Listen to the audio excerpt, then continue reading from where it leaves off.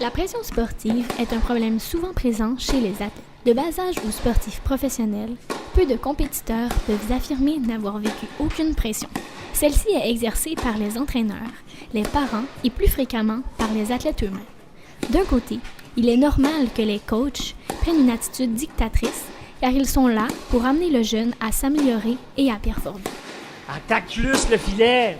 C'est ça que je veux que tu fasses! Fanny Bartel-Girard, consultante en préparation mentale sportive, nous a informés sur l'importance du soutien qu'apportent les parents. Plus ils vont monter dans les catégories et plus ça va demander de sacrifices au niveau des parents. Donc, c'est extrêmement important aussi pour le développement du caractère, de l'esprit sportif, là, toutes ces choses-là, d'avoir un très bon soutien familial.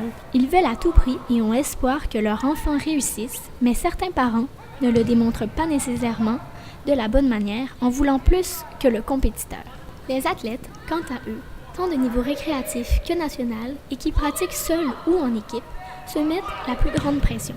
Ils ont peur de décevoir leurs proches par une mauvaise performance étant donné tout le temps et l'argent mis dans ce cheminement athlétique.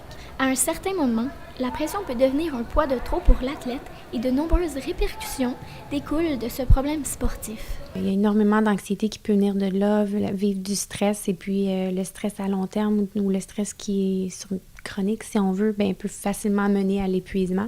Puis souvent, ce qu'on va voir dans le sport, c'est des burn-out. Consulter un professionnel est une manière qui peut aider certains athlètes à sortir de leur inconfort sportif.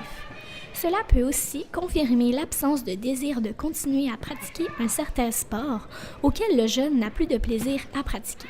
C'est d'ailleurs souvent lorsque les athlètes ont arrêté d'exercer leur sport qu'ils réalisent toute la pression qu'ils se mettaient sur les épaules pour ne pas décevoir les personnes importantes pour eux.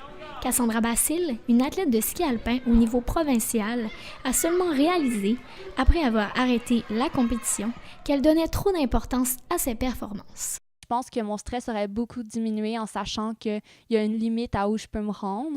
C'est sûr que je vais pas aller aux Olympiques dans ce sport-là, peu importe le nombre d'entraînements que j'ai fait. Donc, vraiment, juste savoir que j'étais là pour avoir du plaisir avec mes amis et non pour performer et être toujours la première.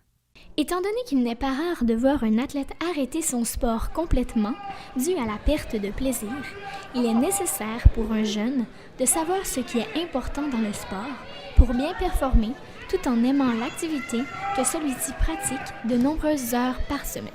La raison numéro 1 pour qu'un athlète commence à faire du sport, mais aussi qu'il maintienne sa participation dans le sport, c'est le plaisir, le fun qui s'en dégage.